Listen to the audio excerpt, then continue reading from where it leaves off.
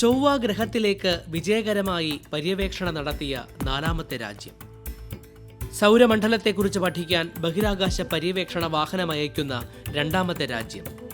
ചന്ദ്രന്റെ ദക്ഷിണ ധ്രുവത്തിൽ ലാൻഡ് ചെയ്ത ആദ്യത്തെ രാജ്യം. പറഞ്ഞു വരുന്നത് ഇന്ത്യയെക്കുറിച്ചാണ്. ഇന്ത്യയുടെ ബഹിരാകാശ ഗവേഷണ സ്ഥാപനമായ ഇസ്രോ രാജ്യത്തിന് നേടിത്തന്ന അഭിമാനകരമായ നേട്ടങ്ങളെക്കുറിച്ചാണ്. ആ പട്ടികയിലേക്ക് അടുത്തതായി എഴുതി ചേർക്കാൻ പോകുന്ന ദൗത്യങ്ങളിൽ ഒന്നാണ് ഗഗൻയാൻ പദ്ധതി. ഇന്ത്യയുടെ ഭാവി ഗഗനയാനങ്ങളിലേക്കുള്ള രാജ്യത്തിന്റെ ആദ്യത്തെ ചവിട്ടുപടി.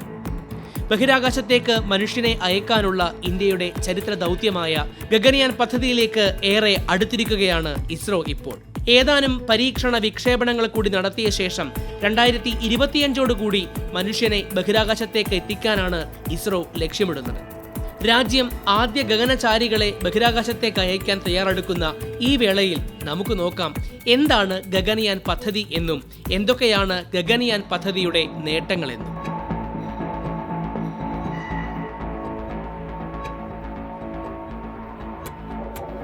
ബഹിരാകാശത്തേക്ക് മനുഷ്യനെ അയക്കാനുള്ള ഇന്ത്യയുടെ പ്രഥമ ദൗത്യമാണ് ഗഗൻയാൻ പദ്ധതി. 10,000 കോടി രൂപ ചെലവ് വരുന്ന ഈ പദ്ധതി 2018 ഇന്ത്യയുടെ പ്രധാനമന്ത്രി ശ്രീ നരേന്ദ്രമോദി പ്രഖ്യാപിച്ചത്. 2018 റിപ്പബ്ലിക് ദിനത്തിൽ ഡൽഹിയിലെ ചെങ്കോട്ടയിൽ രാജ്യത്തെ അഭിസംബോധന ചെയ്തുകൊണ്ട് സംസാരിക്കുമ്പോഴായിരുന്നു അദ്ദേഹം ഈ പദ്ധതി ഔദ്യോഗികമായി പ്രഖ്യാപിച്ചത്. രാജ്യത്തിന്റെ ചരിത്രത്തിലെ നിർണായകമായ പല സംഭവ വികാസങ്ങൾക്കും തീരുമാനങ്ങൾക്കും വേദിയായ ചെങ്കോട്ടയിൽ നിന്നുമാണ് ഇന്ത്യയുടെ ബഹിരാകാശ ഗവേഷണ ചരിത്രത്തിലെ പുതുയുഗ പിറവിയുടെ കാഹളം മുഴങ്ങിയത് എന്നതും ശ്രദ്ധേയം. 2022 രാജ്യം 75ാം സ്വാതന്ത്ര്യദിനം ആഘോഷിക്കുന്ന വേളയിൽ 3 ഇന്ത്യൻ ആസ്ട്രോനോട്ടുകളെ ബഹിരാകാശത്തേക്ക് അയക്കാനായിരുന്നു ആദ്യം ലക്ഷ്യമിട്ടത് എങ്കിലും കോവിഡ് വ്യാപനമടക്കമുള്ള കാരണങ്ങളാൽ പദ്ധതി നീണ്ടുപോയി.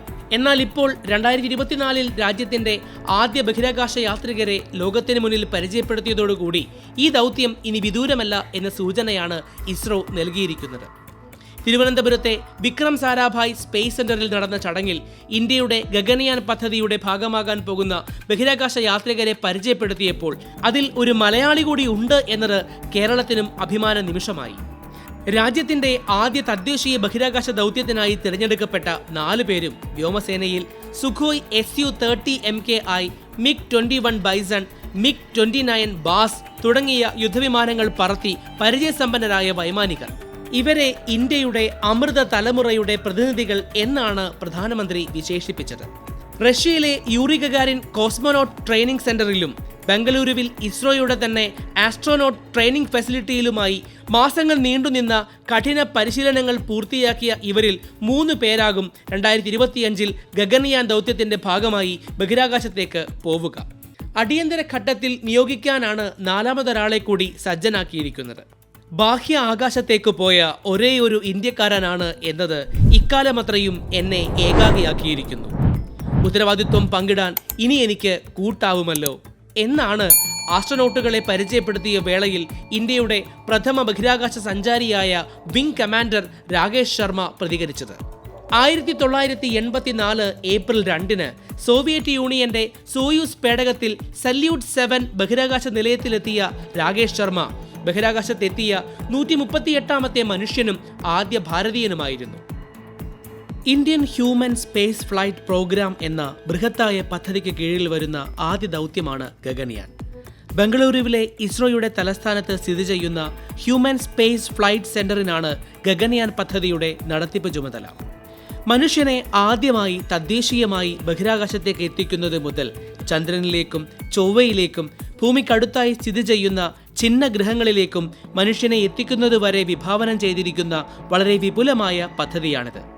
2035 പൂർണ്ണതോതിൽ സജ്ജമാക്കാൻ പദ്ധതിയിട്ടിരിക്കുന്ന ഇന്ത്യയുടെ ആദ്യ ബഹിരാകാശ നിലയമായ ഭാരതീയ അന്തരീക്ഷ സ്റ്റേഷൻ വിഭാവനം ചെയ്തിരിക്കുന്നതും ഈ പദ്ധതിക്ക് കീഴിൽ തന്നെ. പ്രധാനമായി 2 ഘട്ടങ്ങളിലായാണ് ഗഗൻയാൻ ദൗത്യം പൂർത്തിയാക്കുക. മനുഷ്യനെ ഉൾപ്പെടുത്താതെയുള്ള അൺമാൻഡ് ഘട്ടവും അസ്ട്രോനോട്ടുകളെ ഉൾപ്പെടുത്തിക്കൊണ്ടുള്ള മാൻഡ് ഘട്ടവും.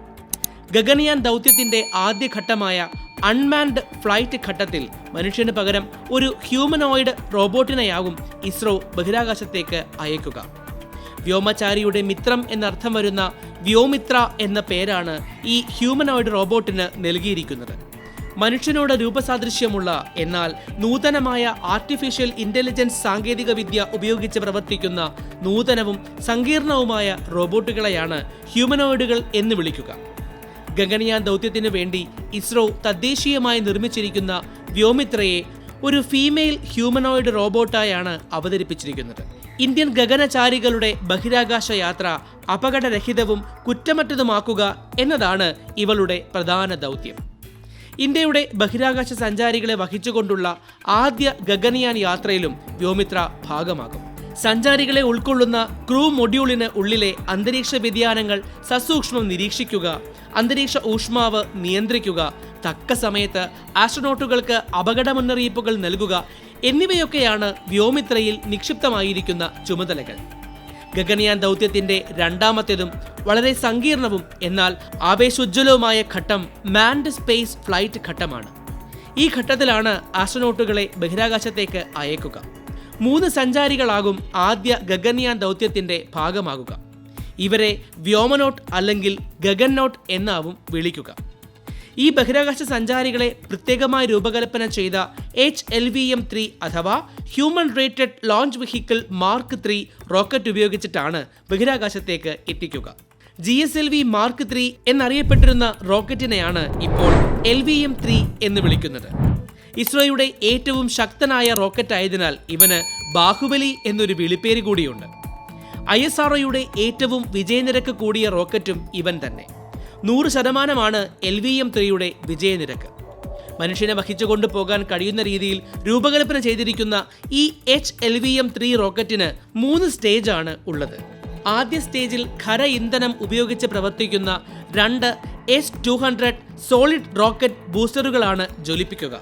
തുടർന്ന് രണ്ടാം സ്റ്റേജിൽ ദ്രവ ഇന്ധനത്തിൽ പ്രവർത്തിക്കുന്ന 2 വികാസ് എഞ്ചിനുകളും അവസാനം CE-20 ക്രയോജനിക് ഉപയോഗിച്ച് മൂന്നാം സ്റ്റേജും പ്രവർത്തിക്കുന്നു. ഇസ്രോ തദ്ദേശീയമായി നിർമ്മിച്ച രണ്ടാമത്തെ ക്രയോജനിക് എഞ്ചിനാണ് CE-20.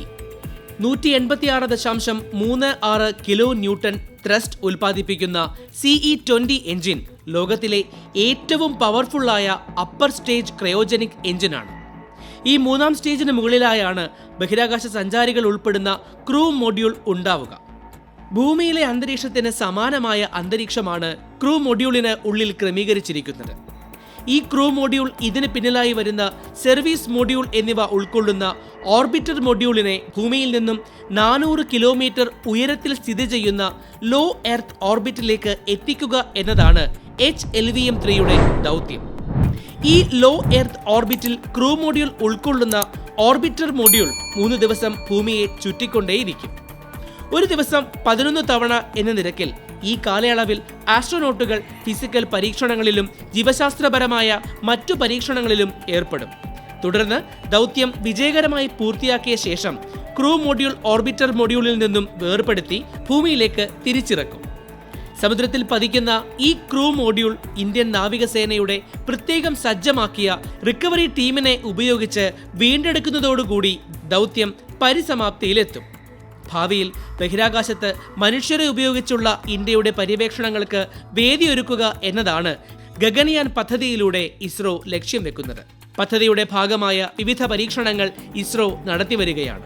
ഇതിനോടകം തന്നെ ഹ്യൂമൻ റേറ്റഡ് ക്രയോജനിക് എഞ്ചിൻ പരീക്ഷണം, ഇൻ്റഗ്രേറ്റഡ് എയർ ഡ്രോപ്പ് ടെസ്റ്റ്, യാത്രികരുടെ സുരക്ഷ ഉറപ്പുവരുത്തുന്നതിനായുള്ള pad abort test, test vehicle abort mission എന്നിവയും പൂർത്തിയാക്കി കഴിഞ്ഞു. ബഹിരാകാശത്തേക്കുള്ള മാർഗമധ്യേ ദൗത്യം പരാജയപ്പെടുന്ന പക്ഷം യാത്രികരെ സുരക്ഷിതമായി ഭൂമിയിൽ തിരിച്ചെത്തിക്കാനുള്ള സംവിധാനമാണ് ടെസ്റ്റ് വെഹിക്കിൾ അബോർട്ട് മിഷനിലൂടെ പരീക്ഷിച്ച് കാര്യക്ഷമത ഉറപ്പുവരുത്തിയത്. ഇന്ത്യയിലെ വിവിധ അക്കാദമികളും വിവിധ ഗവേഷണ സ്ഥാപനങ്ങളും ഇസ്രോയ്ക്കൊപ്പം കൈകോർത്താണ് ഈ ചരിത്ര ദൗത്യം സാധ്യമാക്കുന്നത്. വിജയകരമായി ഗഗൻയാൻ ദൗത്യം പൂർത്തിയാക്കുന്നതോടുകൂടി ഈ അപൂർവ നേട്ടം കൈവരിക്കുന്ന ലോകത്തിലെ 4ാമത്തെ രാജ്യമാകും ഇന്ത്യ. ഇതിനു മുൻപ് ഈ നേട്ടം കൈവരിച്ച വിരലിലെണ്ണാവുന്ന രാജ്യങ്ങൾ അമേരിക്ക, റഷ്യ, ചൈന എന്നിവ മാത്രമാണ്. ഗഗൻയാൻ പദ്ധതിയുടെ നേട്ടങ്ങൾ ഏറെയാണ്. വിജയകരമായ ദൗത്യ പൂർത്തീകരണം ശാസ്ത്ര സാങ്കേതിക മേഖല മുതൽ ഇന്ത്യയുടെ നയതന്ത്ര രംഗത്തെ വരെ ഗുണകരമായ രീതിയിൽ സ്വാധീനിക്കും. മൈക്രോഗ്രാവിറ്റിയിൽ പരീക്ഷണങ്ങൾ നടത്താൻ രാജ്യം പ്രാപ്തമാകുന്നതോടുകൂടി വൈദ്യശാസ്ത്രം, ജീവശാസ്ത്രം എന്നീ ശാസ്ത്ര മേഖലകളിൽ രാജ്യത്തിന് വിപ്ലവകരമായ കണ്ടെത്തലുകൾ നടത്താനാകും. ബഹിരാകാശ സംബന്ധമായ വ്യവസായങ്ങളുടെ വളർച്ച, പുതിയ തൊഴിലവസരങ്ങൾ സൃഷ്ടിക്കൽ എന്നിവ വഴി രാജ്യത്തിന്റെ സമ്പദ് വ്യവസ്ഥയെ പരിപോഷിപ്പിക്കാനും ദൗത്യം കാരണമാകും. അടുത്ത 10 വർഷത്തിനുള്ളിൽ തന്നെ ഇന്ത്യൻ ബഹിരാകാശ സമ്പദ് വ്യവസ്ഥ 5 ഇരട്ടി വളർച്ച നേടി $44 ബില്യൺ എത്തും എന്നും ഇന്ത്യ ബഹിരാകാശ രംഗത്ത് ഒരു ആഗോള വാണിജ്യ ശക്തിയായി മാറുമെന്നും പ്രവചിക്കപ്പെടുന്നു. ബഹിരാകാശത്തേക്ക് ഇന്ത്യ തന്റെ വരവറിയിക്കുമ്പോൾ ഇന്ന് നമുക്ക് മുൻപിലുള്ള പ്രതിബന്ധങ്ങളൊന്നും തന്നെ ഒരു രാജ്യത്തിന്റെ ശാസ്ത്ര പുരോഗതിക്കോ ഒരു ജനതയുടെ അഭിലാഷങ്ങൾക്കോ വിലങ്ങുതടിയല്ല എന്ന് ഒരിക്കൽ കൂടി ഊട്ടിയുറപ്പിക്കുകയാവും ചെയ്യുക. 140 കോടി ഇന്ത്യക്കാരുടെ അഭിലാഷങ്ങളുടെ ചിറകിലേറി ശൂന്യബാഹ്യ വിയൽപഥങ്ങളിൽ വിജയ പര്യടനത്തിനായി പോകുന്ന ഗഗൻയാൻ ദൗത്യത്തിന് വിജയാശംസകൾ നേർന്നുകൊണ്ട് ജയ് ഹിന്ദ്. ചാണക്യന്റെ കൂടുതൽ വീഡിയോകൾ കാണുവാനായി ഈ ചാനൽ സബ്സ്ക്രൈബ് ചെയ്യൂ.